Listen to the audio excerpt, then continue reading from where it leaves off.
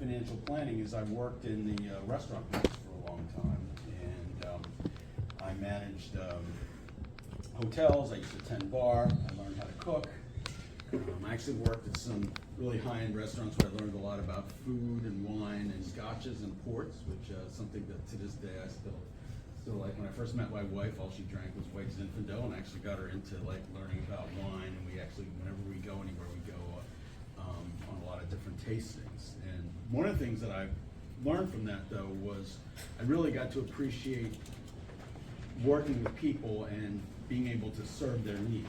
Unfortunately, that's kind of a lost art these days. I mean, to this day, when I go out to eat, you know, I'm waiting for the 2-minute check back, and did they check your water, and are they doing these things? And you know, I'll critique them because I always took that very seriously, just like any job that I had. And I was actually going over this last night in my class. I remember when I was 12 years old, I said to him, you know, I don't really like what you do. And he's like, well, what do you mean? He's like, well, you help people cheat on your tax.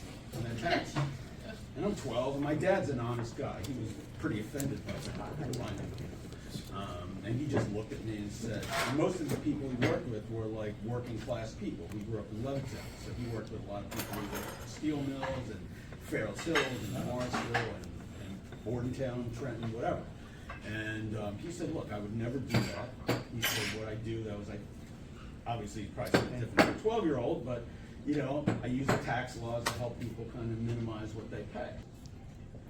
All right, I'm going to close with a couple interesting facts and then open it to questions. So, as I said, I worked in the restaurant business. I actually went to start at Ryder, ran out of money, and so a friend of mine was actually going to school at the University of North Carolina, and I found out that if I moved there for purposes other than going to school, and did that for at least a year, I could get in-state tuition.